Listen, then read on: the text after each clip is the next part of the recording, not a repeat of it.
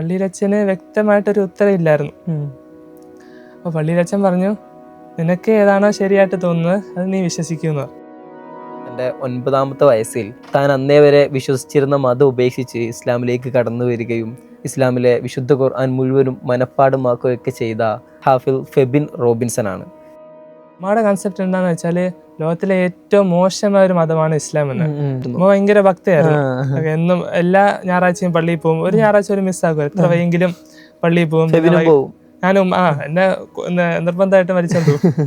പിറ്റേ ആഴ്ച പള്ളിയിൽ പോയില്ല. അപ്പൊ ഉമ്മ ചോദിച്ചു, എന്നാ പിന്നെ എല്ലാ ക്രിസ്ത്യൻസ് വിശ്വസിക്കുന്ന തെറ്റല്ലേ ചോദിച്ചു. അതാണ് ഏറ്റവും വലിയ എൻ്റെ ജീവിതത്തിലെ ഏറ്റവും വലിയൊരു ഹാർഡ് പോയിന്റ് എന്ന് പറയുന്നത്. ولا تحزن ولتعلم أن وعد الله حق ولكن أكثرهم لا يعلمون. പഴയൊരു പഴമൊഴിയുണ്ട്, ഒഴുക്കിനൊപ്പം നീന്താൻ ചത്ത മീനുകൾക്ക് പോലും പറ്റും, ഒഴുക്കിനെതിരെ നീന്താൻ ധൈര്യവും ജീവനും ഉള്ള മീനുകൾക്കേ പറ്റുമെന്ന്. മനുഷ്യൻ്റെ ജീവിതവും ഏകദേശം അതുപോലെ തന്നെയാണ്. ഒഴുക്കിനെതിരെ നീന്തണമെങ്കിൽ ജീവിതത്തിൽ കുറച്ച് ആർജവും ധൈര്യമൊക്കെ വേണം. ഇന്ന് നമ്മോട് കൂടെ ഉള്ളത് ഇതുപോലെ ജീവിതത്തിൻ്റെ ഒഴുക്കിൽ നിന്നും മാറി നീന്തി ആർജവത്തോടെയും ധൈര്യത്തോടെയും കൂടി ആ ഒഴുക്കിനെതിരെയുള്ള നീന്തൽ വളരെ വിജയകരമായി പൂർത്തീകരിക്കുകയൊക്കെ ചെയ്ത ഒരു മനുഷ്യനാണ്. തൻ്റെ 9ാമത്തെ വയസ്സിൽ താൻ അന്നേ വരെ വിശ്വസിച്ചിരുന്ന മതം ഉപേക്ഷിച്ച് ഇസ്ലാമിലേക്ക് കടന്നു വരികയും ഇസ്ലാമിലെ വിശുദ്ധ ഖുർആൻ മുഴുവനും മനഃപ്പാഠമാക്കുകയൊക്കെ ചെയ്ത നമ്മുടെ ഏറ്റവും പ്രിയപ്പെട്ട എൻ്റെ സുഹൃത്തു കൂടിയായ ഹാഫിൽ ഫെബിൻ റോബിൻസൺ ആണ്. ഫെബിനെ വളരെ സ്നേഹത്തോടെ ഞാൻ സ്വാഗതം ചെയ്യുന്നു. ഫെബിൻ, നമ്മൾ നേരത്തെ പരിചയമുള്ള ആളുകളാണ്. എന്നാൽ ഫെബിനെ അറിയാത്ത ഒരാളുകൾക്ക് ഫെബിനെ പരിചയപ്പെടുത്തി കൊടുക്കുകയാണെങ്കിൽ ആരാണ് ഈ ഹാഫിൽ ഫെബിൻ റോബിൻസൺ? അസ്സലാമു അലൈക്കും വറഹ്മത്തുള്ളാഹി. എൻ്റെ പേര് ഫെബിൻ റോബിൻസൺ. ഞാൻ കൊല്ലം ജില്ലയിലെ കൊട്ടാരക്കരയിലാണ് താമസം. എന്നെ കബീർ ബാക്കി ഉസ്താദിൻ്റെ ഹംദാൻ ഫൗണ്ടേഷൻ എന്ന സ്ഥാപനത്തിലാണ് ഇപ്പോൾ പഠിച്ചുകൊണ്ടിരിക്കുന്നത്. 9ാം വയസ്സിൽ ഞാൻ വിശ്വസിച്ചിരുന്ന ക്രിസ്ത്യാനിറ്റി മതത്തിൽ നിന്ന് മാറി ഇസ്ലാം സ്വീകരിക്കുകയും 14ാം വയസ്സിൽ ഖുർആൻ മൊത്തം മനഃപ്പാഠമാക്കാനുള്ള ഒരു ഭാഗ്യം കിട്ടിയ ഒരു വ്യക്തിയും കൂടിയാണ് ഞാൻ. മാഷാ അല്ലാഹ്.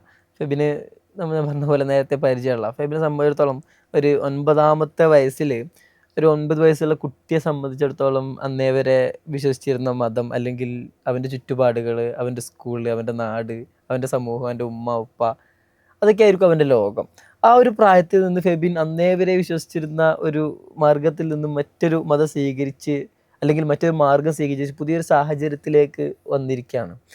അന്നത്തെ ദിവസം ഓർമ്മയുണ്ടോ ഫെബിൻ? എങ്ങനെയായിരുന്നു ഈ ഒരു ഇസ്ലാമിലേക്കുള്ള മാറ്റം? അതിൻ്റെ പിന്നിലുള്ള കാരണങ്ങളൊക്കെ എന്തൊക്കെയായിരുന്നു? കോട്ടയം ജില്ലയിലെ ചങ്ങനാശ്ശേരി എന്നുള്ള സ്ഥലത്താണ് ഞാൻ ജനിക്കുന്നത്.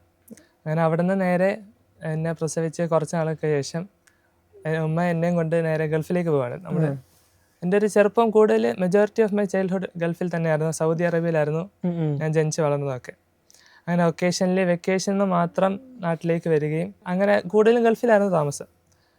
അപ്പോൾ അവിടെ വെച്ച് തന്നെ നമ്മൾ ഉമ്മയുടെ മതമായിരുന്നു ഫോളോ ചെയ്തത്. ഉപ്പ ഒരു മുസ്ലിം ആയിട്ട് തന്നെ ജീവിക്കുകയായിരുന്നു. പക്ഷേ ഉപ്പ ഒരിക്കലും നമ്മളെ ഫോഴ്സ് ചെയ്തതോ അങ്ങനെ നിർബന്ധിച്ചോ ഒരു ഫോഴ്സ് ഒന്നും ഇല്ലായിരുന്നു. ഉമ്മയുടെ കൂടെ ഉമ്മയുടെ ആരാധനയും എന്ന് വെച്ചാൽ നമ്മളെന്നും വൈകിട്ട് കുരിശ് വരയ്ക്കുകയൊക്കെ ചെയ്യുമായിരുന്നു ഗൾഫിൽ വെച്ച്. അങ്ങനെ എൻ്റെ ഒരു 6ാം വയസ്സിൽ ഞാൻ 1ൽ പഠിക്കുമ്പോൾ 1ാം ക്ലാസ് പൂർത്തിയാക്കിയിട്ടാണ് നമ്മൾ അവിടുന്ന് എക്സിറ്റ് അടിച്ച് നാട്ടിലേക്ക് വരികയാണ്. ഞാനും ഇക്കായും പിന്നെ ഉമ്മയും കൂടെ. ഉപ്പ അവിടെ തന്നെയാണ്. ഉപ്പാക്ക് ഒരു ഷിപ്പിംഗ് കമ്പനി ഉണ്ടായിരുന്നു. അങ്ങനെ പിന്നെ നാട്ടിൽ വന്നിട്ട് എൻ്റെ ഒരു സ്കൂളിൽ ജോയിൻ ചെയ്തു. തിരുവനന്തപുരത്തുള്ള സ്കൂളിൽ തന്നെ, ലക്കോൽ ചെമ്പക എന്ന് പറയും. അപ്പോൾ ഇതിൻ്റെ ഇടയ്ക്ക് ഉപ്പ അവിടെ തന്നെ ഗൾഫിൽ തന്നെയാണ്. നാട്ടിലെ ഇടയ്ക്കിടയ്ക്ക് വരും, മാസത്തിലൊരിക്കലൊക്കെ വരും. ഈ എൻ്റെ സ്റ്റോറി ശരിക്കും ബിഗിൻ ചെയ്യുന്നത് ഉപ്പ ഇങ്ങനെ ഒരു ഇടയ്ക്കിടയ്ക്ക് ഇങ്ങനെ അവധി വരുന്ന സമയത്ത് നമ്മൾ കാറുണ്ട്, ഇങ്ങനെ കറങ്ങാനൊക്കെ പോകും. കറങ്ങാൻ പോകുന്ന സമയത്ത് കാറിൽ പാട്ട് വെക്കും. അപ്പോൾ ഒരു ദിവസം ഇങ്ങനെ പാട്ട് വെക്കുന്നതിൻ്റെ ഇടയ്ക്ക് ഉപ്പ ഒരു പ്രസംഗം ഇട്ടു. അത് കബീർ ബാക്കി ഉസ്താദിൻ്റെ ഒരു സൂറത്ത് മറിയം എന്ന് പറഞ്ഞൊരു പ്രസംഗമായിരുന്നു. അങ്ങനെ അപ്പോൾ ഉമ്മ ചോദിച്ചു, ഇതെന്താ സംഭവം എന്നൊക്കെ ചോദിച്ചു. അപ്പോൾ ഉപ്പ പറഞ്ഞു, നീ ഒന്ന് കേട്ട് നോക്ക്, ചുമ്മാ കേൾക്കാൻ പറഞ്ഞു. ആ ഒരു യാത്ര മൊത്തം ഇങ്ങനെ ഈ പ്രസംഗമൊക്കെ കേട്ടിട്ട് അങ്ങനെ ഉപ്പ ഒന്നും പറഞ്ഞില്ല. അവർ പിന്നെ ഒരു ഫർദർ ഒരു ചർച്ചയില്ലായിരുന്നു. അങ്ങനെ പിന്നെ ഒരു 2 ആഴ്ച കഴിഞ്ഞിട്ട് ഇപ്പോൾ പോകുന്നതിന് കുറച്ചാൾ മുമ്പ് പറഞ്ഞു, തിരിച്ച് ഗൾഫിലോട്ട് പോവാം. തൊട്ടുമുമ്പ് പറഞ്ഞു, ഉമ്മാടുത്ത് പറയാണ്, നീ വിശ്വസിച്ച കാര്യങ്ങളൊക്കെ തെറ്റാണെന്ന് പറഞ്ഞു. അപ്പോൾ ഇത് കേട്ടപ്പോൾ ഉമ്മാക്ക് പെട്ടെന്ന് ഷോക്കായി പോയി. അപ്പോൾ ഉമ്മ ചോദിച്ചു, എന്നാൽ പിന്നെ എല്ലാ ക്രിസ്ത്യൻസ് വിശ്വസിക്കുന്ന തെറ്റല്ലേ ചോദിച്ചു. അപ്പോൾ ഉപ്പ പിന്നെ വേറെ ഒന്നും പറഞ്ഞില്ല. അപ്പോൾ അങ്ങനെ നീ ഒന്ന് ചിന്തിച്ച് നോക്കാൻ പറഞ്ഞു. ചിന്തിച്ച് നോക്കാൻ പറഞ്ഞു. അങ്ങനെ പിന്നെ ഉപ്പ പോയി. അപ്പോൾ ഉമ്മാക്കാകെ ഒരു കൺഫ്യൂഷൻ എന്ന് വെച്ചാൽ ക്രിസ്ത്യൻസ് വിശ്വസിക്കുന്ന ക്രിസ്മസ് അങ്ങനെയാണ് യേശു ക്രിസ്തു ജനിച്ചതും ജീസസ് അങ്ങനെ ജനിച്ചതെന്ന് അവർ വിശ്വസിക്കുന്നത്. ഖുറാനിലാണെങ്കിൽ എൻറ്റയർലി ഡിഫറെൻറ്റ് സ്റ്റോറി. മറിയം ബീവി വന്ന് ഈത്തപ്പനെ കുലുക്കുകയും അങ്ങനെ അങ്ങനെ ഒരു എൻറ്റയർലി ഡിഫറെൻറ്റ് സ്റ്റോറി. ഉമ്മാക്ക് ഇത് കേട്ടപ്പോൾ എങ്ങനെ ഒരാളുടെ ജനനത്തിൽ തന്നെ 2 സ്റ്റോറി എങ്ങനെ ഉണ്ടാവും ചോദിച്ചു. ഉമ്മാക്ക് ഭയങ്കര കൺഫ്യൂഷൻ. പ്രാക്ടീസിംഗ് ഒക്കെ ഉള്ള ആൾ തന്നെയായിരുന്നു. ഉമ്മ ഭയങ്കര ഭക്തയായിരുന്നു. എന്നും എല്ലാ ഞായറാഴ്ചയും പള്ളിയിൽ പോകും. ഒരു ഞായറാഴ്ച ഒരു മിസ്സാകും. എത്ര വൈകിലും പള്ളിയിൽ പോകും. ഞാനും എന്നെ നിർബന്ധമായിട്ട് മരിച്ചോണ്ടു. അങ്ങനെ വൈകിട്ട് കുരിശ് വരയ്ക്കും. അപ്പൊ അങ്ങനെ ഭയങ്കര ഭക്തിയായ സ്ത്രീയായിരുന്നു എൻ്റെ ഉമ്മ. ഉമ്മക്ക് ആ കൺഫ്യൂഷൻ ആയതിനു ശേഷം ഉമ്മ ഒരു കാര്യം തീരുമാനിച്ച് പള്ളിയിൽ അച്ഛൻ്റെ അടുത്ത് പോയി ചോദിക്കാന്ന്. അങ്ങനെ നമ്മൾ സ്ഥിരം പോകുന്ന പള്ളിയിൽ ഒരു കോൺവെൻറ്റാണ്. ആ കോൺവെൻറ്റിലേക്ക് പോയിട്ട് ആ കുർബാനയ്ക്ക് ശേഷം ഉമ്മ പള്ളിയിൽ അച്ഛനെ സമീപിച്ചിട്ട് ചോദിക്കുകയാണ്. ഇങ്ങനെ കാര്യങ്ങളൊക്കെ പറഞ്ഞിട്ട് ഇതിലേതാണ് സത്യം, സത്യാവസ്ഥ എന്താണെന്ന് ഉമ്മ ചോദിച്ചു. അപ്പോൾ പള്ളിയിലച്ഛന് വ്യക്തമായിട്ടൊരു ഉത്തരവില്ലായിരുന്നു. അപ്പോൾ പള്ളിയിലച്ഛൻ പറഞ്ഞു, നിനക്ക് ഏതാണോ ശരിയായിട്ട് തോന്നുന്നത് അത് നീ വിശ്വസിക്കുമെന്ന് പറഞ്ഞു. അപ്പോൾ ഉമ്മാക്ക് വീണ്ടും കൺഫ്യൂഷൻ. ഇത്രയും നാളും വിശ്വസിച്ചത്, കാരണം 10-40 വർഷമായിട്ട് താൻ ആത്മാർത്ഥമായി വിശ്വസിച്ച ഒരു മതം തെറ്റാണെന്നൊക്കെ ഇങ്ങനെ ഒരാൾ പറയുമ്പോൾ നമുക്കൊന്നും ഇമാജിൻ ചെയ്യാൻ പറ്റൂല ആ ഒരു സിറ്റുവേഷൻ. അങ്ങനെ ഉമ്മ പള്ളിയിലച്ഛൻ്റെ അടുത്ത് പറയാണ്, അടുത്ത ആഴ്ച മുതൽ എന്നെ കണ്ടില്ലെങ്കിൽ എന്നെ ഊളംപാറ മെൻ്റൽ ഹോസ്പിറ്റലിൽ പോയി അന്വേഷിച്ചാൽ മതി. ഓക്കെ, അങ്ങനെ പറഞ്ഞു. അങ്ങനെ പിറ്റേ ആഴ്ച പള്ളിയിൽ പോയില്ല. ഉമ്മ ഒരു തീരുമാനം എടുത്തു, ഒരു I think the bravest decision in our life. അതെ, ഉമ്മ എന്നെക്കുറിച്ച് കുറച്ചുകൂടെ പഠിക്കാമെന്ന് തീരുമാനിച്ചു. അങ്ങനെ ഉമ്മ ഒരു ആഴത്തിലുള്ള പഠനത്തിലേക്ക് പോവുകയാണ്. ഈ പള്ളിയിലത്തെ ഒരു ഇൻസിഡൻറ്റിന് ശേഷം 2 ആഴ്ച കഴിഞ്ഞിട്ട് നമ്മൾ കാറിൽ പോയി ഒരു ദിവസം. അപ്പോൾ ഉമ്മ എൻ്റെ അടുത്ത് പറഞ്ഞു, ഇനി നീ യേശുവിനെ വിളിക്കണ്ട, പ്രാർത്ഥിക്കുമ്പോഴൊക്കെ യേശു എന്ന് വിളിക്കണ്ട, ദൈവമേന്ന് വെച്ചാൽ ദൈവമേന്ന് വിളിച്ചാൽ മതി. അപ്പോൾ ഞാൻ ഓക്കെ പറഞ്ഞു. എനിക്ക് മറുത്തൊന്നും പറയാനില്ലല്ലോ, ചെറിയ കുട്ടിയാണല്ലോ.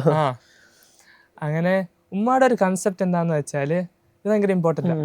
ഉമ്മയുടെ കൺസെപ്റ്റ് എന്താണെന്ന് വെച്ചാൽ, ലോകത്തിലെ ഏറ്റവും മോശമായ ഒരു മതമാണ് ഇസ്ലാം എന്ന്. കാരണം ഇന്നത്തെ മീഡിയാസും മാധ്യമം എല്ലാം പോർട്രേ ചെയ്യുന്ന അങ്ങനെയാണ്. കാരണം തൊപ്പിയും താടി വെച്ചവരാണ് ഇന്ന് ലോകത്ത് നടക്കുന്ന എല്ലാ ഭീകരവാദത്തിനും എല്ലാം പുറകില് ഈ തൊപ്പിയും താടിയും വെച്ചവരാണ്. ഉമ്മാക്ക് ആ ഒരു മൈൻഡ് സെറ്റാ. അപ്പൊ ആകെ തന്റെ ഭർത്താവ് മാത്രം, മുസ്ലിമായ തന്റെ ഭർത്താവ് മാത്രമാണ് ഇസ്ലാമിലെ നല്ലൊരു വ്യക്തി എന്ന് മനസ്സിലായ ആ ഒരു ചിന്തയാണ് ഫുൾ ഉമ്മാക്ക്. ഇസ്ലാം ഭയങ്കര മോശമാണ്, മനസ്സിലായോ, ആ ഒരു ചിന്തയാണ്. അപ്പൊ അങ്ങനെ ഈ മതമാണ് ഉമ്മ കുറച്ചുകൂടെ പഠിക്കാൻ തീരുമാനിച്ചു. ഉമ്മ കുറെ അങ്ങനെ അന്വേഷിച്ച് പഠിച്ചു. ഉപ്പ കുറെയൊക്കെ പറഞ്ഞു കൊടുത്തു. ഒരിക്കലും ഉപ്പാടെ ഭാഗത്തുനിന്ന് ഒരു കോഴ്സനോ ഒരു ഫോഴ്സോ ഒന്നും ഉണ്ടായിട്ടില്ല. അങ്ങനെ ഒരു ദിവസം നമ്മുടെ വണ്ടിയിൽ നിന്ന് പ്രസംഗം കേട്ടതിന് ശേഷം 2 മാസം കഴിഞ്ഞിട്ട് അങ്ങനെ ഒരു ദിവസം നമ്മൾ 4 പേരും കൂടെ, ഞാൻ, ഇക്ക, ഉമ്മ, ഉപ്പ, നമ്മളെല്ലാം കൂടെ ഒരു തറയിൽ വട്ടം കൂടി ഇരുന്നിട്ട് ഷഹാദത്ത് കലിമ പറഞ്ഞു തന്നു. അങ്ങനെയാണ് 2015 ഒക്ടോബർ 16 അങ്ങനെ ഇസ്ലാം സ്വീകരിക്കുന്നത്. ഓക്കെ, നമ്മൾ നേരത്തെ പറഞ്ഞ പോലെ ദ ബ്രേവസ്റ്റ് ഡെസിഷൻ എന്ന് ഫെബിന് തൻ്റെ സംസാരത്തിൽ തന്നെ പറഞ്ഞു. അന്നത്തെ ഒരു സാഹചര്യത്തിൽ ഒരു സ്ത്രീക്ക് എടുക്കാൻ പറ്റുന്ന ഒരു മികച്ച തീരുമാനമായിരുന്നു എന്ന് എനിക്ക് തോന്നിയിട്ടുണ്ട്. പക്ഷേ ആ ഒരു തീരുമാനത്തെ ഈ സൊസൈറ്റി അല്ലെങ്കിൽ ഫെബിൻ്റെ ചുറ്റുമുള്ള ആളുകൾ, വീട്ടുകാർ, ഉമ്മയുടെ ബന്ധുക്കൾ, അവരൊക്കെ എങ്ങനെയാണ് കണ്ടതെന്ന് അറിയാൻ എനിക്ക് ഭയങ്കര ഒരു കൗതുകമുണ്ട്. ഞാൻ നേരത്തെ പറഞ്ഞതുപോലെ തന്നെ ഉമ്മ തൻ്റെ 40 വയസ്സ് വരെ അത്രയും വിശ്വസിച്ച് ഉമ്മയുടെ ഏറ്റവും വലിയ കംഫർട്ട് സ്പേസ് ആയിട്ടുള്ള ആ മതത്തിൽ നിന്ന്, ക്രിസ്ത്യാനിറ്റിയിൽ നിന്ന് ഉമ്മ ഏറ്റവും വെറുത്ത ഒരു മതത്തിലേക്ക്, ഇസ്ലാമിലേക്ക് മാറണമെങ്കിൽ അന്ന് എനിക്ക് ആ ഒരു ചെറിയ പ്രായത്തിൽ എനിക്കത് മനസ്സിലായി. വലുതായിട്ട് കൂടുതൽ അള്ളാഹിനെ കുറിച്ചൊന്നും കൂടുതൽ അറിയത്തില്ലെങ്കിലും ഉമ്മ എടുത്തൊരു ഇമ്പോർട്ടൻറ്റ് ഡിസിഷനാണ് അന്ന് എനിക്ക് മനസ്സിലായി. അങ്ങനെ പിന്നെ ഞാൻ നേരത്തെ താമസം നമ്മൾ ഇപ്പോൾ കൊട്ടാരക്കര വന്നിട്ട് 1 വർഷമാകുന്നേ ഉള്ളൂ. ഇതിനു മുമ്പ് നമ്മുടെ സ്വന്തം സ്ഥലം തിരുവനന്തപുരത്തായിരുന്നു. അപ്പോൾ ആ ഒരു ലൊക്കാലിറ്റി എന്ന് പറയുമ്പോൾ അധികം മുസ്ലിംസ് ഒന്നും ഇല്ലാത്ത പള്ളി തന്നെ ഒരു 5-6 കിലോമീറ്റർ അപ്പുറം മെയിൻ പള്ളി. അപ്പം അങ്ങനെ അധികം ചുറ്റുവട്ടത്ത് അധികം മുസ്ലിംസ് ഒന്നും ഇല്ല. അങ്ങനെ ഉപ്പ ഗൾഫിലാന്ന് പറഞ്ഞല്ലോ, ഉപ്പ പിന്നെ ഗൾഫിലോട്ട് പോയി. അപ്പം നമ്മൾ 3 പേര്, ഞാൻ, ഉമ്മ, ഇക്കാൻ കൂടെ ഒരു തീരുമാനം എടുത്തു. ഉപ്പ ഇനി നാട്ടിലേക്ക് വരുമ്പോൾ ഒരു സർപ്രൈസ് ആയിട്ട് നമുക്ക് അറബിക് അക്ഷരങ്ങളൊക്കെ കുറച്ചൊന്ന് പഠിക്കാൻ തീരുമാനം എടുത്തു, ഓൺലൈനിലൂടെ. നമുക്കൊക്കെ അറിയാലോ ഓൺലൈൻ പഠനം അത് അത്ര മുമ്പോട്ടൊന്നും പോയില്ല. അങ്ങനെ നമുക്കൊരു ഡ്രൈവർ ഉണ്ടായിരുന്നു, ഒരു അഷ്റഫിക്ക എന്ന് പറയും. മൂപ്പരാണ് നമ്മൾ ആദ്യമായിട്ട് പള്ളിയിലേക്ക് കൊണ്ടുപോയത്. ആ ഒരു ദിവസം ഇപ്പോഴും എൻ്റെ കറക്റ്റ് വിവിഡായിട്ട് മൈൻഡിലുണ്ട്. അങ്ങനെ അഷ്റഫിക്ക ഒരു ദിവസം എന്നെ ഇക്കായും കൂട്ടിയിട്ട് നമ്മളെ പള്ളിയിലേക്ക് കൊണ്ടുപോയി, തെക്കാവ് ജുമ ഇല്ലാത്ത പള്ളി, നിസ്കാരപ്പള്ളി. അങ്ങനെ അവിടേക്ക് കൊണ്ടുപോകുമ്പോൾ ഉസ്താദിനെ പരിചയപ്പെടുത്തി തന്നു, നമ്മളെ അങ്ങോട്ടും പരിചയപ്പെടുത്തി കൊടുത്തു. ഞാൻ ആദ്യമായിട്ട് ഇങ്ങനത്തെ ഒരു സെറ്റപ്പ് കാണുന്നു, ആദ്യമായിട്ട് പള്ളിയിലേക്ക് പോകുന്നു, നിസ്കരിക്കുന്ന കാണുന്നു. ആ പള്ളിയിലെ ഉസ്താദെന്ന് വെച്ചാൽ എൻ്റെ ജീവിതത്തിൽ ഏറ്റവും കൂടുതൽ സ്വാധീനം ചെലുത്തിയ ഒരു വ്യക്തിത്വമാണ് അവിടുത്തെ ഉസ്താദ്, ഉബൈദുള്ള ഉസ്താദ് എന്ന് പറയും. അങ്ങനെ ഉബൈദുള്ള ഉസ്താദ് നമ്മളെ രണ്ടുപേരും ചേർത്ത് നിർത്തിയിട്ട് ഉസ്താദിൻ്റെ ഫ്രീ ടൈം മാറ്റി വെച്ചിട്ട്, എന്നുവെച്ചാൽ ഞാൻ 5ാം ക്ലാസ്സിൽ പഠിക്കുന്നു, ഇക്കാണെങ്കിൽ എത്ര +2. അപ്പോൾ ആ ഒരു ഏജിനൊത്ത ഇസ്ലാമിക വിദ്യാഭ്യാസം നമുക്ക് രണ്ടുപേർക്കും ഇല്ല. അപ്പോൾ നമ്മളെ ആ ഒരു മദ്രസ ക്ലാസ്സിലേക്ക് കൊണ്ടിരുത്താനും പറ്റില്ല. അപ്പോൾ നമുക്ക് ഉസ്താദിൻ്റെ ടൈം ഇങ്ങനെ മാറ്റി വെച്ചിട്ട് നമുക്ക് സ്പെഷ്യൽ ക്ലാസ് എടുത്തു തന്നിരുന്നു ഉസ്താദ്. അന്ന് പള്ളിയിലൊക്കെ പോകാൻ ഭയങ്കര ഇഷ്ടമായിരുന്നു. കാരണം സൈക്കിൾ ഓടിക്കുന്ന പ്രായമുണ്ട്, നമുക്ക് രണ്ടുപേർക്കും സൈക്കിളുണ്ട്. അങ്ങനെ ഒരുമിച്ച് മത്സരിച്ച് പള്ളിയിലൊക്കെ പോയിട്ട് അങ്ങനെയായിരുന്നു പള്ളിയിലൊക്കെ പോയിക്കൊണ്ടിരുന്നത്. അപ്പോൾ പള്ളിയിൽ പോകാൻ ഭയങ്കര ഇഷ്ടമായിരുന്നു. അപ്പോൾ അങ്ങനെ നമ്മൾ ഈ ഒരു അരമണിക്കൂർ അല്ലെങ്കിൽ മാക്സിമം ഒരു മണിക്കൂർ മഗ്‌രിബിന് ശേഷമോ, അപ്പോൾ അങ്ങനെ ഈ ഒരു മണിക്കൂർ കൊണ്ട് പഠിച്ചത് നമ്മൾ വീട്ടിൽ വന്നിട്ട് ഉമ്മാക്കും കൂടെ പറഞ്ഞു കൊടുക്കും. അങ്ങനെ നമ്മൾ 3 പേരും ഒരുമിച്ചാണ് ഇസ്ലാമിലെ കുറച്ച് കൂടുതൽ പഠിച്ചതൊക്കെ. നമ്മൾ കുറേ വർഷമായിട്ട് അവിടെ താമസിക്കുന്നുണ്ട്. ഞാൻ പറഞ്ഞില്ല നേരത്തെ, അവിടെ മുസ്ലിംസ് ഒന്നും അടുത്ത് താമസമില്ലായിരുന്നുണ്ട്.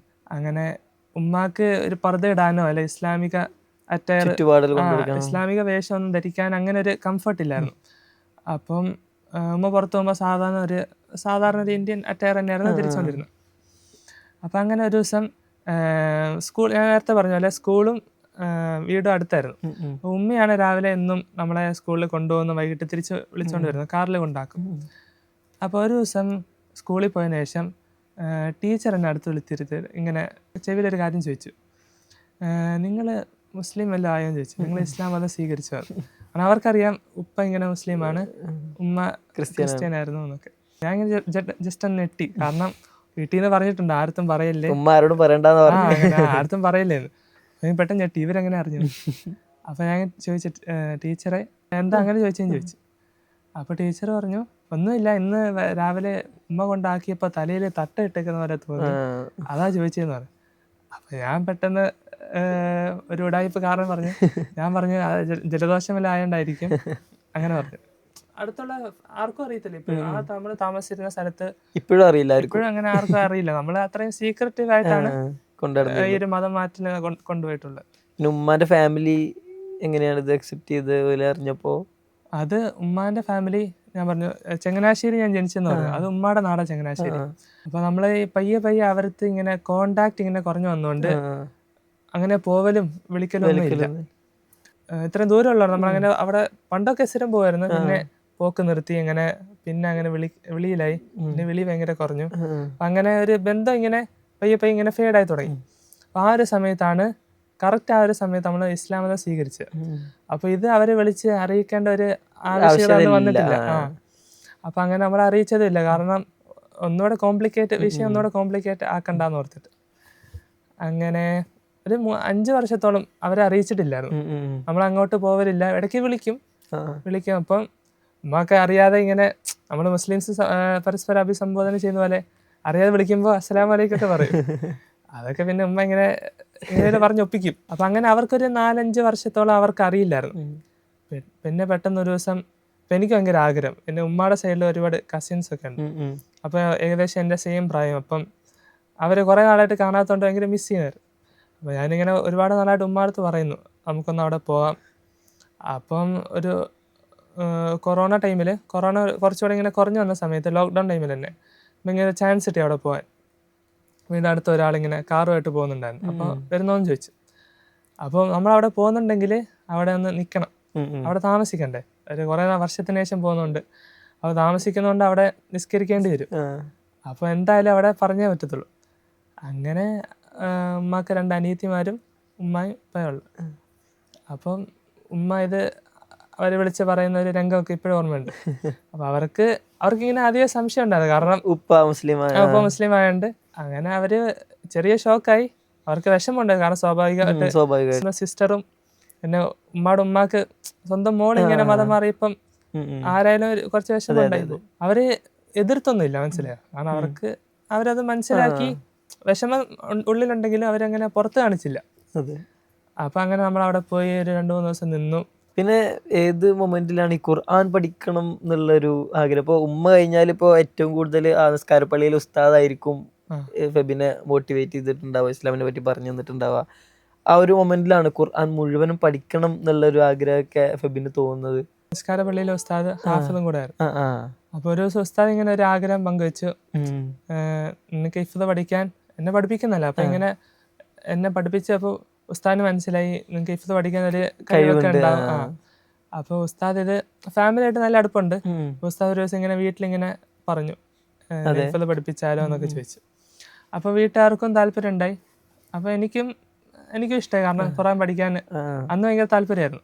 ഒരു ദിവസം തീരുമാനം എടുത്തു, ഇങ്ങനെ പഠിക്കാമെന്നുള്ള. ഹിഫ്ദ് പഠിക്കാൻ തീരുമാനം എടുത്തു. അങ്ങനെ ഒരു ദിവസം കൊല്ലം ഓച്ചിറ എന്ന് പറഞ്ഞൊരു സ്ഥലമുണ്ട്. ആ. അവിടെ ഒരു വലിയ സ്ഥാപനമുണ്ട്, ഷുക്കൂർ ഉസ്താദ് എന്ന് പറയും. ഉം. അങ്ങനെ ഷുക്കൂർ ഉസ്താദിൻ്റെ ഓച്ചിറയിലുള്ള സ്ഥാപനത്തിലേക്ക് അഡ്മിഷൻ ആവശ്യമായിട്ട് പോവുക.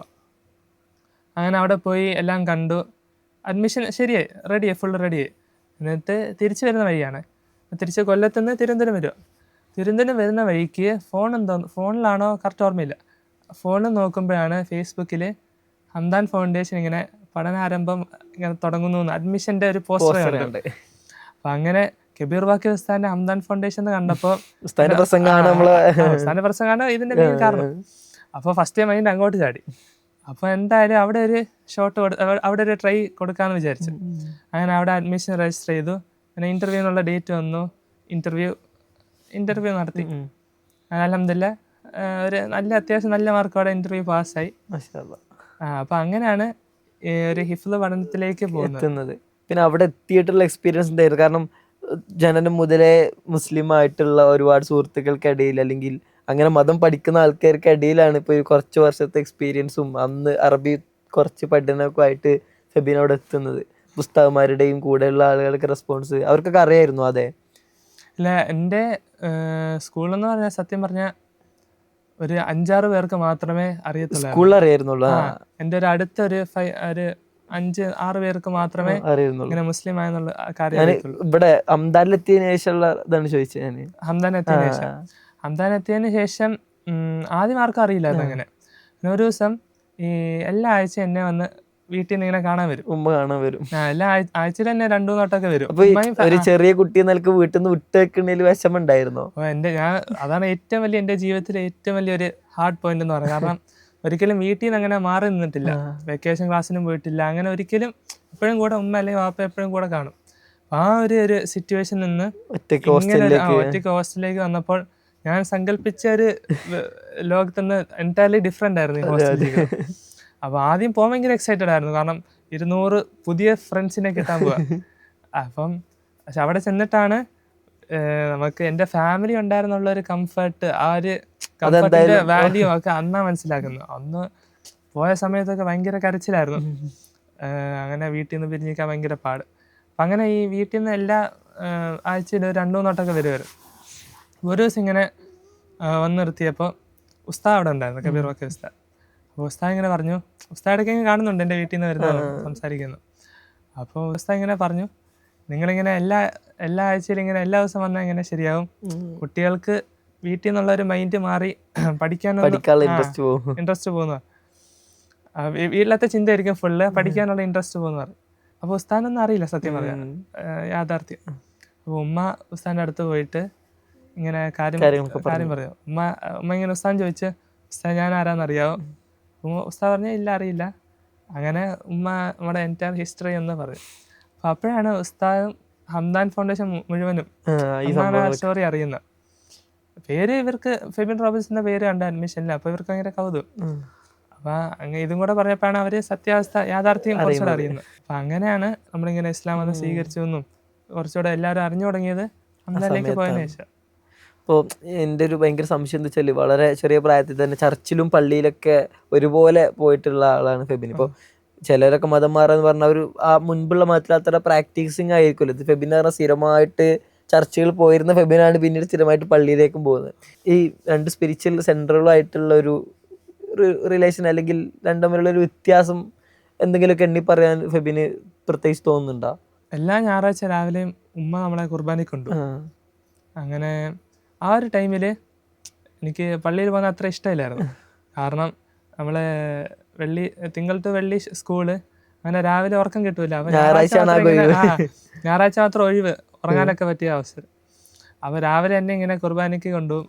അപ്പോൾ ആ ഒരു സമയത്ത് അത്ര ഇഷ്ടമില്ലായിരുന്നു. ഞാൻ നേരത്തെ പറഞ്ഞില്ലേ നമുക്കിനി ഇസ്ലാം സ്വീകരിക്കാമെന്ന് ഉമ്മ പറഞ്ഞപ്പോൾ എൻ്റെ മനസ്സിലേക്ക് ആദ്യം വന്ന പോയിന്റ് അതാ, ഇനി കുർബാനയ്ക്ക് പോകണ്ടല്ലോ, രാവിലെ എണീക്കണ്ടല്ലോ എന്ന് നേരത്തെ.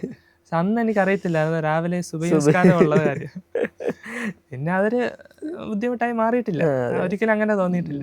ഇപ്പോൾ ഹാഫിളായി എന്ന് പറഞ്ഞു, ഖുറാൻ മുഴുവൻ മനഃപ്പാഠമാക്കി കഴിഞ്ഞ നിമിഷം എനിക്ക് നമുക്ക് തന്നെ സങ്കല്പിക്കുമ്പോൾ ഫെബിന് ഭയങ്കര ഒരു ആത്മനിർവൃതി നമുക്ക് മനസ്സിലാവുന്നുണ്ട്.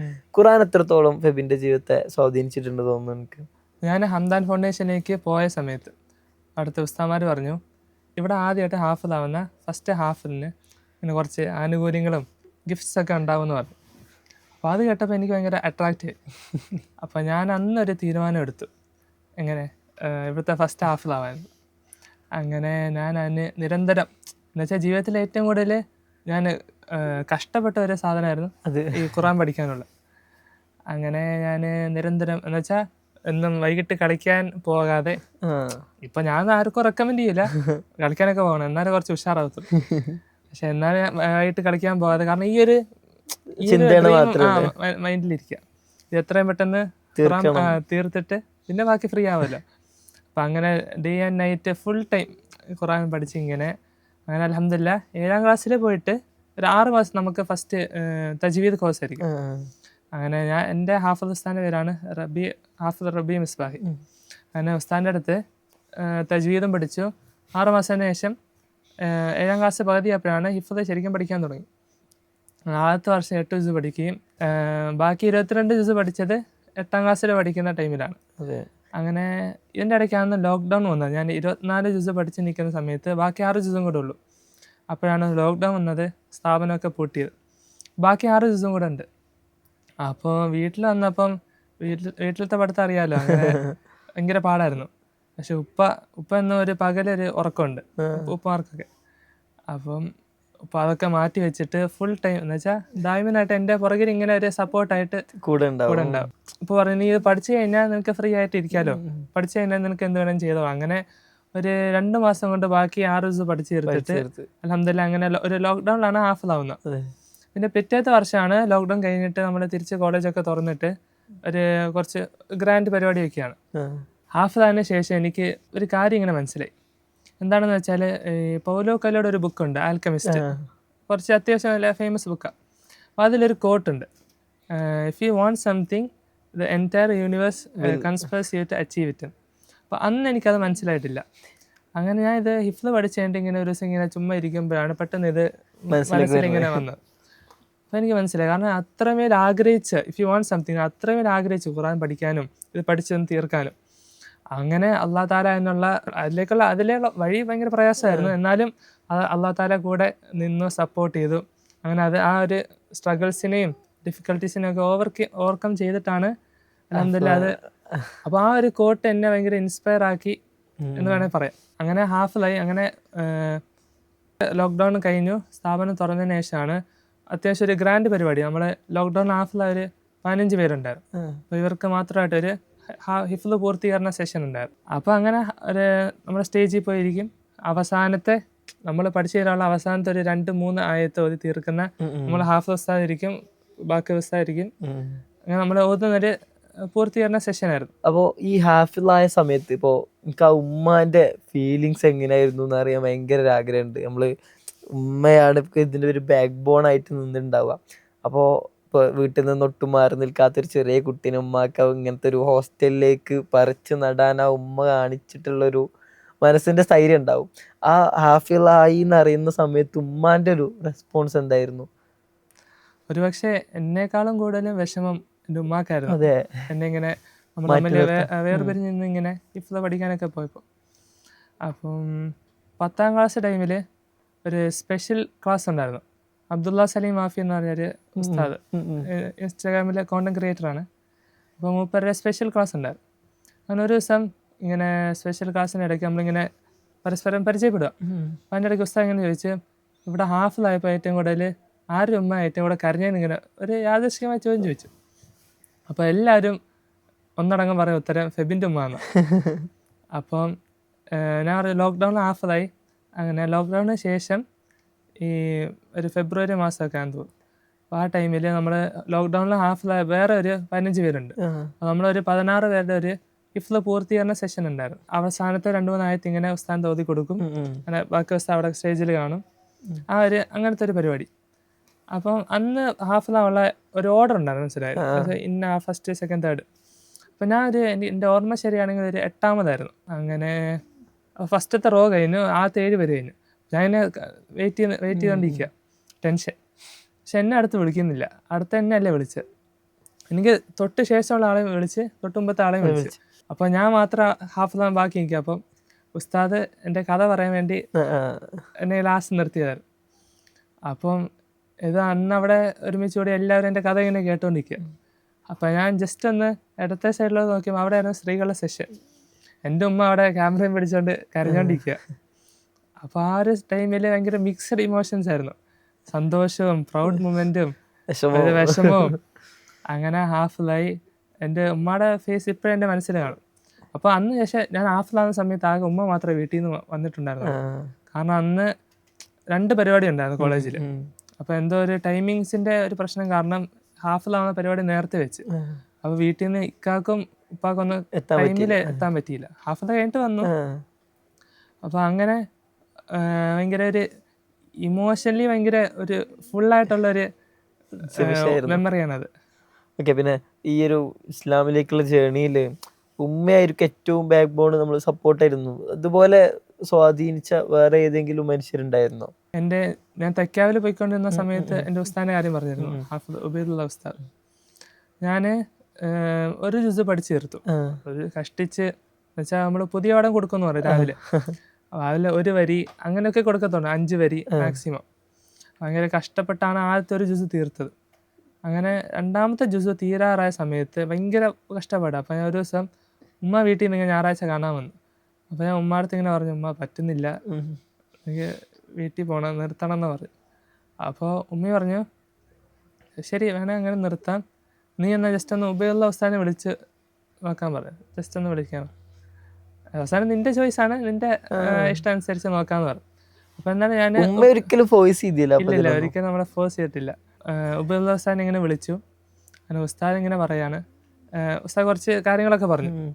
പിറ്റേ ദിവസം ഞാൻ ജീവിതത്തിൽ ആദ്യമായിട്ട് 2.5 പേജ്, നേരത്തെ പറഞ്ഞ 2.5 വരിയേ കൊടുത്തിട്ടുള്ളൂ പുതിയോടം, 2.5 പേജ് ഇപ്പോഴും ഓർമ്മയുണ്ട്, സൂറത്തുൽ മുർസലാത്ത്, അത് ഒറ്റയടിക്ക് പുതിയോടം കൊടുക്കുകയാണ്.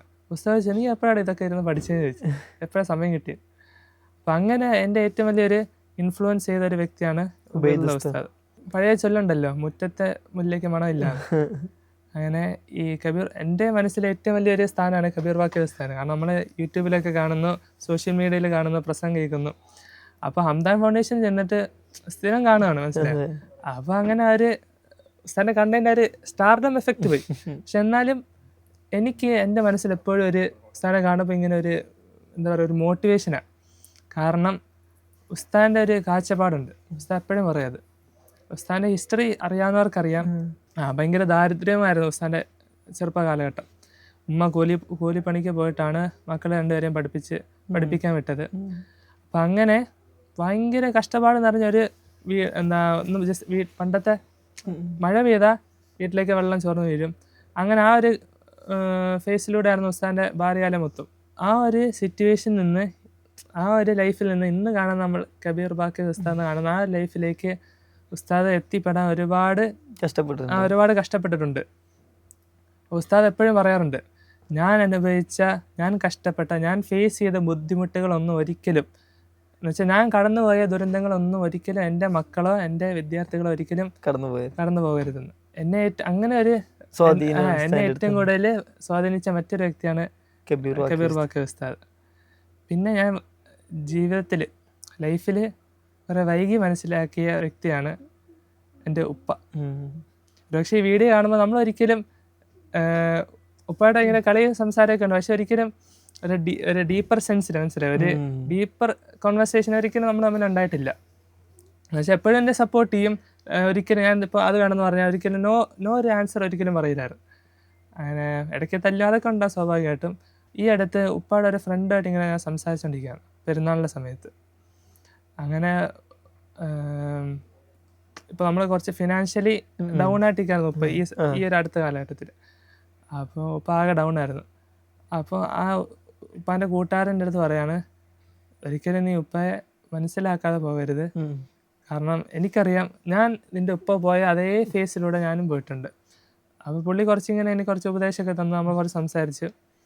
അപ്പം അന്ന് എനിക്കൊരു കാര്യം മനസ്സിലായി. ജീവിതത്തിൽ ലൈഫ് എന്നൊരു സംഭവത്തിൽ the most under rated character എന്ന് പറയുന്നത് ഉപ്പയാണ്. അത് ആരുടെ ജീവിതത്തിലാണെങ്കിലും. കാരണം നമ്മുടെയൊക്കെ ചെറുപ്പ കാലഘട്ടത്തിൽ ഇപ്പോൾ എൻ്റെയും നിങ്ങളുടെ ഉപ്പയൊക്കെ പ്രവാസിയായിരുന്നു. അപ്പോൾ വീടും മക്കളെയും ഭാര്യയും ഒക്കെ ഉപേക്ഷിച്ചിട്ട് ഗൾഫിൽ നമുക്ക് വേണ്ടി മാത്രം, സ്വന്തമായിട്ട് അവിടെ പോയി അടിച്ചു വിളിക്കുക അല്ലല്ലോ, നമുക്ക് വേണ്ടി മാത്രം ഒരു അന്യനാട്ടിൽ പോയി, കാണുന്ന പോലും ഇല്ല, അന്യനാട്ടിൽ പോയി കഷ്ടപ്പെട്ട്, ഒരു പക്ഷേ ഇതൊരിക്കലും എൻ്റെ ഉപ്പാക്ക് ഞാൻ നേരിട്ട് സംസാരിക്കാൻ പറ്റില്ല, ക്രിഞ്ചായി പോകും. അതാണ് ഞാൻ ഈ വീഡിയോയിൽ ഇങ്ങനെ പറയുന്നത്. ഈ വീഡിയോ കാണുന്ന എല്ലാവരോടും, ഇപ്പം നിങ്ങളുടെ ഉപ്പമാരൊക്കെ ജീവിച്ചിരിപ്പുണ്ടെങ്കിൽ ഒരിക്കലും നിങ്ങളുടെ ഉപ്പായെ മനസ്സിലാക്കാതെ പോകരുത്. അതെനിക്ക് പറയാനുള്ളത്. എൻ്റെ ഒരു 6ാം ക്ലാസ് 7 വരെ ഇക്കാക്കായിട്ട് ഭയങ്കര അടിയും സ്നേഹബന്ധം തന്നെ, പക്ഷെ എന്നാലും ഒരു ഇക്ക അനിയൻ അത്രേ ഉള്ളൂ. പിന്നീട് ഞാൻ ഹംദാനിൽ പോയതിന് ശേഷം എനിക്കൊരു ബെസ്റ്റ് ഫ്രണ്ട് ഉണ്ടായി. അതെൻ്റെ ഇക്കയാണ്. അകലങ്ങളെ സ്നേഹബന്ധത്തെ ഊട്ടി ഉറപ്പിക്കുന്നതെന്ന് എനിക്ക് മനസ്സിലാക്കിയത് ഞാനും ഇക്കായും തമ്മിലുള്ളൊരു റിലേഷൻ മനസ്സിലാക്കിയതിന് ശേഷമാണ്. അങ്ങനെ ഞാൻ എന്ത് കാര്യം ആവശ്യപ്പെട്ടാലും അവിടെ നടത്തി തരികയും എനിക്ക് ഏതിനും വിളിക്കാനൊരു താങ്ങും തണലുമായിട്ട് ഇക്കപ്പോഴും അവിടെ കാണും. അങ്ങനെ എൻ്റെ ജീവിതത്തിൽ ഒരുപാട് സ്വാധീനിച്ച മറ്റൊരു വ്യക്തിയും കൂടെയാണ് എൻ്റെ ഇക്ക. അപ്പോൾ നമ്മൾ ഖുർആനൊക്കെ പഠിച്ച് ഖുർആൻ്റെ ഫെബിനെ ഭയങ്കരമായിട്ട് സ്വാധീനിച്ചിട്ടുണ്ട് എന്ന് ഫെബിനെന്ന് പറഞ്ഞു. അപ്പോൾ ഖുർആനിൽ ഏറ്റവും ഫേവറേറ്റ് എന്ന് തോന്നുകയാണെങ്കിൽ ഇടയ്ക്കിടയ്ക്ക് എടുത്ത് ഓതുന്ന, അല്ലെങ്കിൽ ഫെബിൻ്റെ ജീവിതത്തോടെ ഫെബിനെ ഏറ്റവും ടച്ച് ചെയ്യുന്ന ഒരു ആയത്തോ സൂറത്തോ എന്തെങ്കിലുമൊക്കെ ഓതാൻ പറഞ്ഞാൽ ഫെബിൻ ഏതായിരിക്കും ചൂസ് ചെയ്യുക? 9 മാസം നൊന്ത് പ്രസവിച്ചതിന് ശേഷം മൂസാ നബിയുടെ ഉമ്മയുടെ അടുത്ത് അള്ളാഹു താല പറയാ, മൂസയെ നീ ആ കടലിലേക്ക് ഒഴുക്കി വിടാൻ പറയുകയാണ്. അപ്പോൾ നമുക്കൊക്കെ ജസ്റ്റ് ഒന്ന് ചിന്തിച്ച് നോക്ക്, ആ ഉമ്മയുടെ ഒരു ന്യൂ ബോൺ ബേബിയും ആ ഉമ്മയുടെ ഒരു മാനസികാവസ്ഥ. ഒരിക്കലും അത്രയും നാൾ കാത്തിരുന്നുണ്ടായൊരു കുട്ടിയെ ഉപേക്ഷിക്കാൻ പറയുമ്പോൾ വെരി ഹാർട്ട് ബ്രേക്കിംഗ് സിറ്റുവേഷനാണ്. എന്നിട്ടും അള്ളാഹു താലയുടെ ഒറ്റ വാക്കിൻ്റെ മേല്, കാരണം വേറെ വഴിയില്ല, അങ്ങനെ ഉമ്മ വാക്ക് കേട്ടിട്ട് മൂസാ നബിയെ, കുഞ്ഞു മൂസയെ കടലിലേക്ക് ഒഴുക്കി വിടുകയാണ്. പിന്നീട് ലോകം കണ്ട ഏറ്റവും വലിയൊരു ടയറന്റ്, ഒരു സ്വേച്ഛാധിപതിയായിരുന്നു ഫിറൗൻ. അങ്ങനെ ഫിറൗന്റെ അടുക്കലിൽ നിന്ന് മൂസയെ തിരിച്ച് ഉമ്മയുടെ അടുക്കലേക്ക് അല്ലാഹു തആല കൊണ്ടെത്തിക്കുന്നുണ്ട്. ആ സമയത്ത് അല്ലാഹു തആല ഒരു ആയത്തിറക്കി സൂറത്തുൽ ഖസസിലെ ഫറദദ്നാഹു ഇലാ ഉമ്മിഹി, നാം മൂസയെ അവൻ്റെ ഉമ്മയിലേക്ക് തിരിച്ചു നൽകി. കൈത ഖറ ഐനുഹ വലാ തഹ്സന വലി തഅലമ. എന്തിനു വേണ്ടിയാ? മൂസാ നബിയുടെ ഉമ്മയുടെ കണ്ണീര് വറ്റിക്കാനും അവളുടെ സങ്കടം മാറ്റാനും. വലി തഅലമ, ഇതാണ് ഏറ്റവും ഇമ്പോർട്ടൻ്റ് ആയത്ത്. ആ ആയത്തിൽ എന്നെ ഏറ്റവും കൂടുതൽ സ്വാധീനിച്ച ഒരു പാട്ട്. വലി തഅലമ അന്ന വഅദല്ലാഹി ഹഖ്കുൻ. അവളെ പഠിപ്പിക്കാൻ കൂടിയാണ് എന്ത്? അല്ലാഹു തആലയുടെ വാഗ്ദാനം, Allah's promise is always true. അള്ളാഹ് എപ്പോഴും അവൻ്റെ വാക്ക് പാലിക്കുന്നവനാണ്. അപ്പോൾ ഈ ആയത്ത് ഓരോ സമയത്ത് ഒരു കൺഫ്യൂഷൻ, ഒരു ഡൗട്ട്, എന്താണ് ഈ അള്ളാഹു തആലയുടെ വാഗ്ദാനം? അപ്പോൾ നമുക്കൊക്കെ ഏറെ പരിചിതമായൊരു ആയത്തുണ്ട് സൂറത്ത് ഷറഹിൽ, ഇന്ന മഅൽ ഉസ്രി യുസ്റ ഫഇന്ന മഅൽ ഉസ്രി യുസ്റ. നിശ്ചയമായും പ്രയാസത്തിൻ്റെ ഒപ്പം ഒരു എളുപ്പം വരാനിരിക്കുന്നു. അപ്പോൾ ഈ ആയത്ത് ഓതിയപ്പോൾ എനിക്ക് മനസ്സിലായി അള്ളാഹു തആലയുടെ വാഗ്ദാനം എന്തായിരുന്നു. കാരണം ജീവിതത്തിൽ ഏതെങ്കിലും ഒരു ഘട്ടത്തിൽ പ്രയാസം അനുഭവിക്കാതെ നമ്മൾ ആരും കടന്നു പോവുകയില്ല. ആ സമയത്ത് നമുക്ക് ഏറ്റവും കൂടുതൽ ഒരു മോട്ടിവേഷനായിട്ടല്ല, ഒരു മനസ്സിലെപ്പോഴും നമ്മൾ കിടക്കേണ്ട ഒരു ഓർമ്മ വരേണ്ട ഒരു ആയത്താണിത്. കാരണം അല്ലാഹു തആല രണ്ട് വട്ടം ഒരു കാര്യം പറഞ്ഞിരിക്കുകയാണ്, ഫഇന്ന മഅൽ ഉസ്രി യുസ്റ എന്ന്. കാരണം നിശ്ചയമായും പ്രയാസം ഉണ്ടാകും, അതുറപ്പാ. പ്രയാസം ഉണ്ടാവാത്ത ആരും ഉണ്ടാവില്ല, അതിൻ്റെ കൂടെ ഒരു എളുപ്പം ഉണ്ടാവും. നമ്മളൊക്കെ ആ പ്രയാസത്തിനെ കുറിച്ച് മാത്രമേ ചിന്തയുള്ളൂ, വരാനിരിക്കുന്ന എളുപ്പത്തെക്കുറിച്ച് നമ്മൾ ചിന്തിക്കുന്നില്ല. അപ്പോൾ ഈ ഒരു ആയത്താണ് എന്നെ ഏറ്റവും കൂടുതൽ, ഞാൻ ഡൗൺ ആയിട്ടിരിക്കുന്ന സമയത്ത് അല്ലെങ്കിൽ എനിക്ക് വിഷമമുള്ള സമയത്ത് എന്നെ ഏറ്റവും കൂടുതൽ പ്രചോദനം ചെയ്യുന്ന ഒരു ആയത്താണ് ഈ ആയത്ത്. ഇതൊന്ന് ഓതാൻ പറ്റുമോ? ഫറദദ്നാഹു ഇലാ ഉമ്മിഹി കൈ തഖറ ഐനുഹാ ولا تحزن ولتعلم أن وعد الله حق ولكن أكثرهم لا يعلمون ألم نشرح لك صدرك ووضعنا عنك وزرك الذي أنقض ظهرك ورفعنا لك ذكرك فإن مع العسر يسرا إن مع العسر يسرا فإذا فرغت فانصب وإلى ربك فارغب. ഭയങ്കര അടിപൊളിയായിട്ട് ഫെബിൻ ഓതുന്നുണ്ട്. ഇപ്പം ഖുർആനുമായിട്ടുള്ള ബന്ധം അങ്ങനെയാണ് ഫെബിനെ സംബന്ധിച്ചിടത്തോളം. അതുപോലെ തന്നെ എനിക്ക് ചോദിക്കാനുള്ള മറ്റൊരു കാര്യം എന്താ വെച്ചാൽ, ഇപ്പം ഈ ഒരു ജീവിതത്തിൽ ഫെബിൻ അപ്പാടെ തളർന്നു പോയ ഏതെങ്കിലും ഒരു നിമിഷം ജീവിതത്തിൽ നമ്മൾ പറഞ്ഞ പോലെ ഒരു ഒഴുക്കിനെതിരെയുള്ള ഒരു നീന്തലാണ് ഫെബിൻ്റെ സത്യത്തിലുള്ള ജീവിതം. അതിൽ ആ നീന്തലിനിടയിൽ, ആ ശ്രമത്തിനിടയിൽ ഭയങ്കരമായിട്ട് തളർന്നു പോയ, ഫെബിനെ തളർത്തിയ ഏതെങ്കിലും ഒരു മൊമെൻ്റ് ഉണ്ടായിരുന്നോ? കൃത്യമായിട്ട് പറയാനാണെങ്കിൽ കുറേ നാൾക്ക് മുമ്പ് പണ്ടൊരിക്കൽ ഉമ്മയുടെ ഫാമിലിയിൽ ഒരാളിങ്ങനെ പറഞ്ഞു, 2015 ആ ഒരു കാലഘട്ടത്തിൽ നിങ്ങളുടെ ലൈഫായിരുന്നു ലൈഫ് എന്ന് വെച്ചാൽ ഉപ്പാകെ സ്വന്തമായിട്ടൊരു കമ്പനി, ഷിപ്പിംഗ് കമ്പനി, അങ്ങനെ ഗൾഫിൽ 5-6 കാറ്, നാട്ടിലൊരു വീട് എന്ന് വെച്ചാൽ നമ്മുടെ ഇടയ്ക്ക് അപ്പുറത്ത് ജില്ലയിൽ പോകുന്ന പോലെയാണ് ഗൾഫിൽ നാട്ടിലേക്ക് വരുന്നത്. എല്ലാ മാസവും ഇങ്ങനെ അടിപൊളി എന്ന് വെച്ചാൽ ഒരു അടിച്ചുപൊളി ജീവൻ എന്നൊക്കെ പറയുന്ന പോലെ ലൈഫ് തന്നെയായിരുന്നു. പെട്ടെന്ന് ആ ഒരു ടൈമിലാണ് നമ്മൾ ഇസ്ലാമിലേക്ക് കടന്നു വന്നത്. അപ്പോൾ അവർ ഇതിനെ അതുമായിട്ട് ബന്ധപ്പെടുത്തിയിട്ട് പറഞ്ഞു, ഇസ്ലാമിൽ വന്നതിന് ശേഷമല്ലേ നിങ്ങൾ ആകെ താറുമാറായി മാറിയത്, എല്ലാം പോയതൊക്കെ. ഒരു അടിച്ചുപൊളി ജീവിതം തന്നെയായിരുന്നു നമ്മുടേത്. ആ ഒരു ടൈമിലാണ് നമ്മൾ ഇസ്ലാമിലേക്ക് കടന്നു വന്നത്. ആ സമയത്ത് തന്നെ ഉപ്പാടെ കമ്പനി അവിടെ പൊളിഞ്ഞുപോയി. പിന്നെ ഉപ്പാടെ ഒരു ഭയങ്കര അടുത്തൊരു ഫ്രണ്ട് ചതിച്ചുപോയി. അപ്പോൾ അങ്ങനെ ഉപ്പാക്ക് അവിടെ നിൽക്കാൻ പറ്റാത്ത അവസ്ഥയായി. ഞാൻ നാട്ടിലേക്ക് വന്നു. ആ സമയത്ത് ഞാൻ ഇതിനെ അത്ര മൈൻഡ് ചെയ്തില്ല. ഒരു ചെവിയിലൂടെ കേട്ട് മറ്റേ ചെവിയിലൂടെ അങ്ങനെ വിട്ടു. പിന്നീട് ഈ ഒരു അടുത്ത സമയത്താണ് ഞാൻ ഇങ്ങനെ ചുമ്മാ ഇരിക്കുന്ന സമയത്ത് പെട്ടെന്ന് മനസ്സിൽ ഇങ്ങനെ ഒരു ആ കാര്യം പെട്ടെന്ന് ഓർമ്മ, ഇസ്ലാം സ്വീകരിച്ചുകൊണ്ടാണ് ഈ ബുദ്ധിമുട്ടുകളൊക്കെ ഉണ്ടായത്. ആകെ ഡൗൺ ആയിട്ടിരിക്കുന്ന സമയത്ത് ഈ ഷെയ്ത്താൻ, നമ്മള് ഒറ്റയ്ക്ക് ഇരിക്കുന്ന സമയത്ത് ഷെയ്ത്താൻ ഇങ്ങനെ ശല്യപ്പെടുത്തൂലേ. അപ്പോൾ എന്നിങ്ങനെ അപ്പോൾ ഞാൻ ചിന്തിക്കാൻ തുടങ്ങി, ശരിയാണല്ലോ, അതുവരെ ലൈഫ് അടിപൊളിയായിരുന്നു.